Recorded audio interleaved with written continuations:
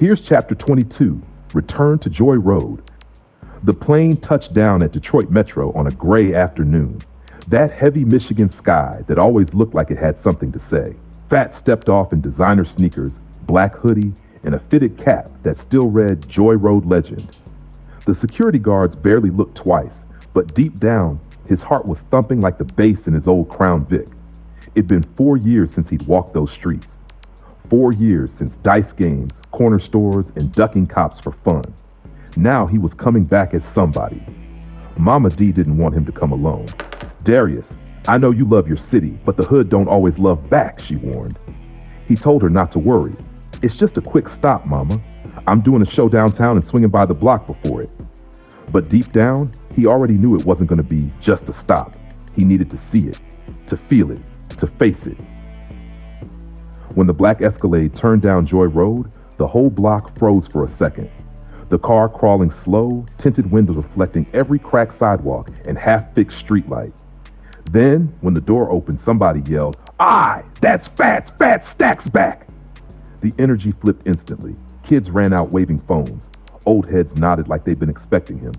Even the same corner store owner, Mr. Patel, came outside with his apron still on, shaking his head, smiling. "You finally make it, huh, Darius? I told you one day you'd do something bigger than trouble." Fats laughed, shaking his hand. "Yeah, Mr. Patel, you ain't wrong." He walked up Patton like it was sacred ground. Every porch had a story, every cracked brick a memory. He saw the spot where Killer Mike used to sit, loud and alive, and felt a lump in his throat. That's when one of the old crew, Dre, walked up. He looked the same, just a little harder, eyes a little colder. "Damn, Fats, you really did it, huh?"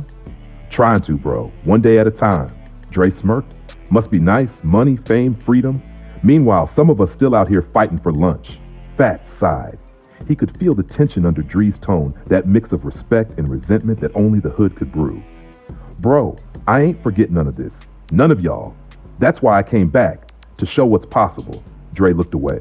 "Yeah, possible if you lucky." "Nah," Fats said, voice low but sharp. "Possible if you work." That night, Fats did his show downtown. Packed crowd, flashing lights. Every chant of "grind hard or stop" hit different, echoing like a promise. In the middle of his set, he stopped the music, grabbed the mic, and said, "I came from Joy Road in Patton, right where the odds say you ain't supposed to make it. But look at me now. Not 'cause I'm special, but 'cause I ain't quit. This for my people still there, still dreaming. You ain't gotta change who you are, just change what you do with the pain." The crowd went crazy. After the show, he drove back one last time, parked at the corner, engine off, just looking. The block looked smaller now, but somehow heavier. He saw kids running, playing just like he used to.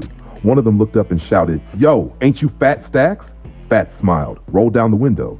"Yeah, lil' bro, that's me." The kid grinned. "I make beats too." Fats reached into his bag, pulled out a USB drive. "Here, starter kit. Grind hard, all right?" The kid nodded, eyes wide. "I ain't gonna stop." Fats smirked. "That's the rule." As he pulled off, the radio played his song, "Blood on Business," echoing through the same streets that once tried to bury him. He glanced in the rearview mirror and saw the lights fading behind him, the skyline ahead. "Joy Road made me," he whispered, gripping the wheel. "But the grind saved me." Then he smiled, that same crooked grin from his dice shooting days, and drove toward tomorrow. End of chapter 22.